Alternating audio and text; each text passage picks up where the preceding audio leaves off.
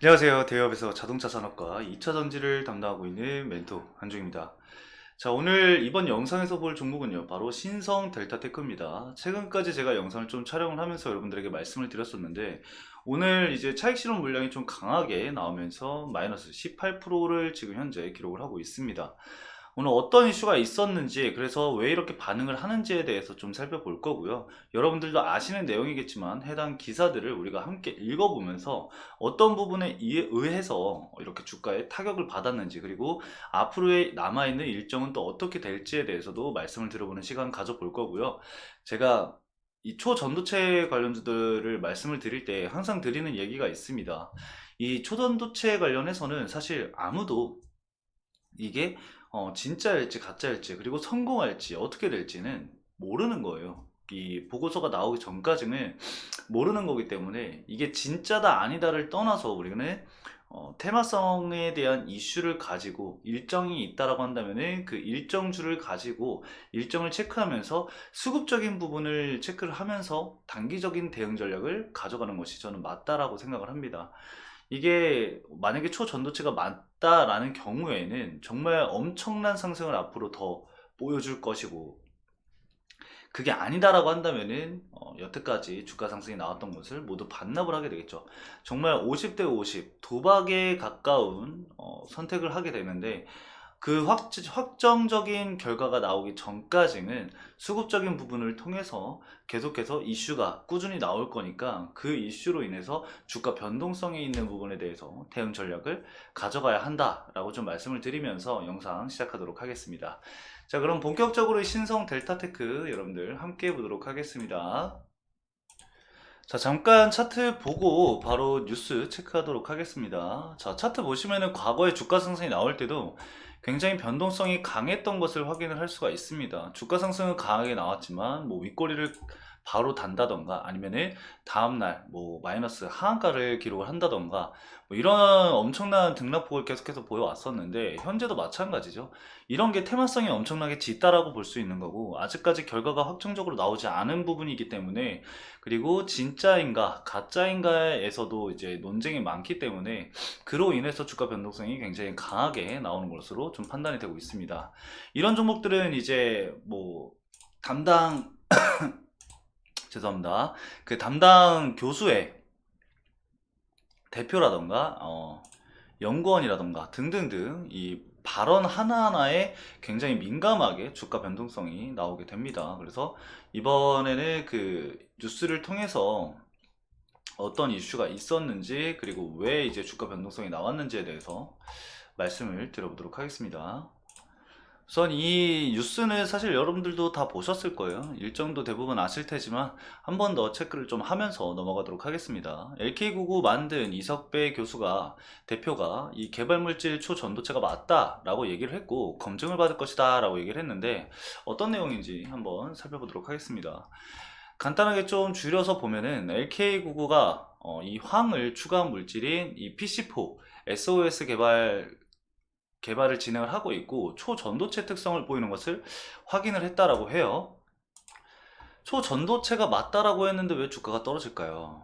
이 기자들의 질문에는 답변을 하지 않았다라는 부분이 사실상 이전과 계속 초전도체가 맞다고 주장해 왔기 때문에 이전과는 다를 게 없다라는 그 시장의 판단인 것 같거든요.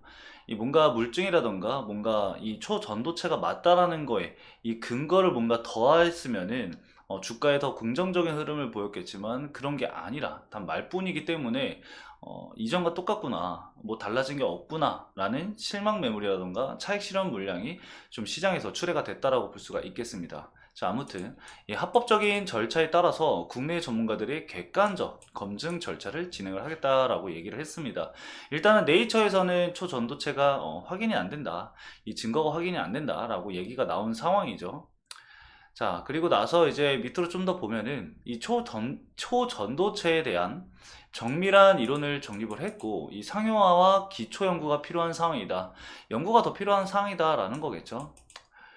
일단 이런 연구 같은 경우는 단기간 이 뭔가 결과를 얻기가 쉽지가 않아요. 그리고 뭔가 기연을 통해서 갑작스럽게 결과가 나온다던가 뭐 그런 게 나올 수가 있기 때문에 언제 어떻게 결과가 나올지는 우리가 예측을 할 수는 없습니다. 하지만 일정은 이제 정해져 있다라고 말씀을 드렸었죠.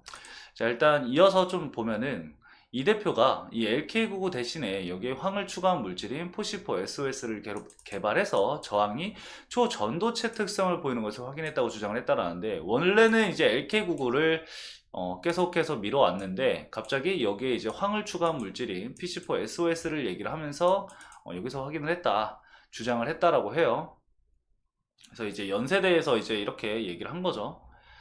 자, 일단 중요한 거는 사실 뭐 이거는 넘어간 얘기이기 때문에 우리가 앞으로 봐야 될 부분에 대해서 좀 봐야 되는데, 언제 우리가 좀 봐야 하느냐, 그거는 이제 3월 달에 있을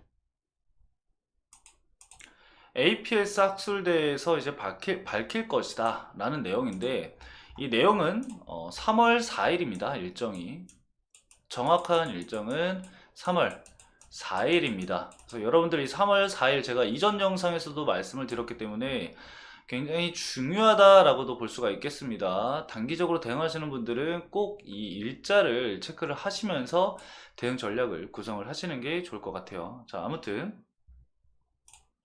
다시 한번 정리를 해드리면은 이 관련 물질에 대해서 함께 연구 중인 이 김현탁 미국 이 윌리엄 앤 메리대 연구 교수가 이 퀀텀 에너지 연구소 이 연구원들과 함께 올해 3월 4일 무슨 학회라 그랬죠? 바로 이 APS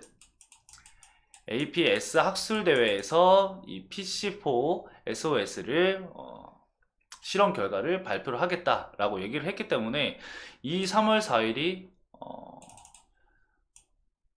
최종의 무대가 아닐까, 그렇게 좀 예상을 하고 있습니다. 그래서 이 부분이 굉장히 중요하다라고 좀 더 말씀을 드릴 수 있을 것 같아요. 자, 그렇다면은 3월 4일까지는 대략 한 달하고도 보름 정도가 지금 남아있는 상황입니다. 아직 많은 상황이 남아있기 때문에 조정 이후에 주가 상승이 나올 가능성도 있고, 아니면은 현재 구간에서의 박스권을 형성을 할 가능성도 있습니다. 사실 뭐 주가 방향성에 대해서는 확실하게 예측이 좀 굉장히 어렵다라고 밖에 얘기를 할 수밖에 없을 것 같아요. 테마성이 너무나도 짙기 때문에 제가 뭔가 확정적으로 말씀을 드리는 것보다 수급적인 부분을 체크를 해드리는 게 나을 것 같습니다. 자, 아무튼 수급적인 부분을 좀 살펴보면은 아직까지 이 외국인 자금이 조금은 남아 있습니다. 최근까지 이 외국인 자금이 꾸준히 들어왔는데 오늘 매도 물량이 좀 많이 출회가 되면서 이 외국인 자금이 많이 빠져나가 있는 상황이지만, 그래도 아직까지는 좀 남아있다라고도 볼 수가 있겠는데, 그렇다면은 현재 이 하방에서 주가가 상승이 나오고 박스권을 형성을 했던 이 시점부터 주가 상승이 나왔던 이 구간까지 과연 어디서 매수세가 가장 많이 유입이 됐는지 우리가 체크를 해 봐야겠죠. 자, 이 부분 함께 좀 체크를 해 보면은 이 박스권을 형성을 했던 게 10월 달이기 때문에 10월부터 좀 보도록 하겠습니다. 10월부터 좀 체크를 해 보면은 일단 메커리 증권이 이전과 동일하게 26만 주가 11월 30일 날 들어오고 나서 그 이후에 나간 흔적은 없습니다. 아직까지 메커리 증권은 26만 주를 현재 보유를 하고 있는 상황이에요. 이 구간에서 메커리 증권이 들어왔습니다.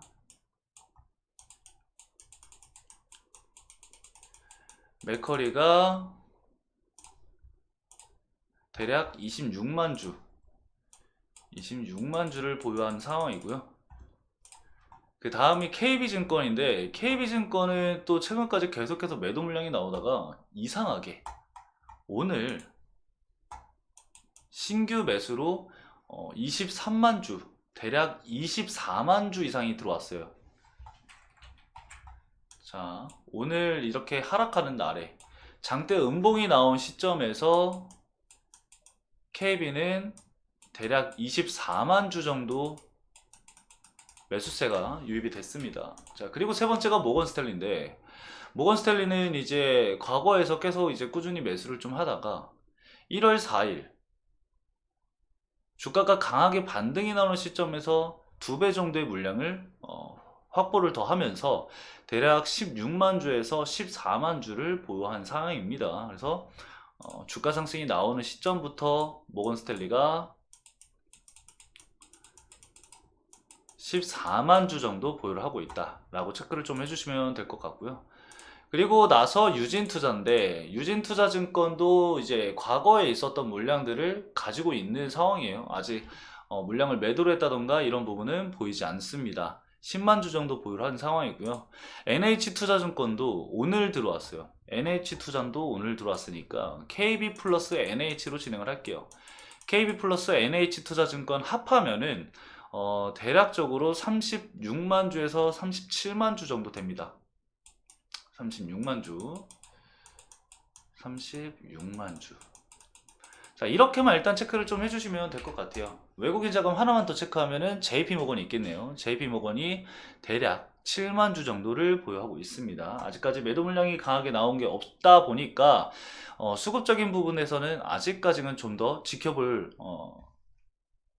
이유가 있다라고 좀 볼 수가 있겠습니다. 만약에 오늘 같은 날 이전에 이제 보유했던 물량들이 매도 물량으로 좀 강하게 출회가 됐다라고 한다면은 하방 압력이 더욱더 강해지고 그 하방으로 된 추세 전환 시점으로도 볼 수가 있기 때문에 이 부분이 좀 가장 중요하지 않았을까 체크가 됩니다. 그래서 일단은 이 시점에서 지지 구간을 이탈을 하는지 안 하는지를 먼저 체크를 좀 해주시면서 제가 방금 말씀드렸던 수급적인 부분들, 그런 부분들까지 좀 체크를 해주시면서 대응 전략을 가져가시면 좋을 것 같습니다. 자, 일단 짧게는 5만 1,000원 정도 볼 수가 있겠고요. 그 다음에는 4만 5천원 정도를 볼 수가 있겠습니다. 해당 구간을 이탈하게 된다라고 하면은 또 3만 5천원까지도 열릴 수 있으니까 주의가 필요하겠죠. 그래서 1차, 2차, 3차 본인 매수가 대비해서 내가 어느 시점에 좀 대응을 해야겠다라는 판단을 좀 이어가시면 될 것 같습니다. 그리고 위로는 사실 뭐 계속 열어둘 수밖에 없는 상황이기 때문에 일단 1차적으로는 재차 6만 8천원 구간, 그리고 이후에는 7만 5천원 구간을 돌파해 주는지를 봐야겠죠. 이 부분은 앞으로 좀 지켜보도록 하겠고요. 다음 영상에서도 제가 수급적인 부분을 꾸준히 좀 체크해 드리면서 이슈가 추가적으로 나온다라고 한다면은 제가 또 말씀을 드리도록 하겠습니다. 자, 오늘 영상 여기까지 말씀을 드리면서 마무리하도록 하겠습니다. 해당 영상 시청해 주셔서 너무나도 감사드리고요. 다음 영상도 시청을 해 주시길 바라겠습니다. 감사합니다.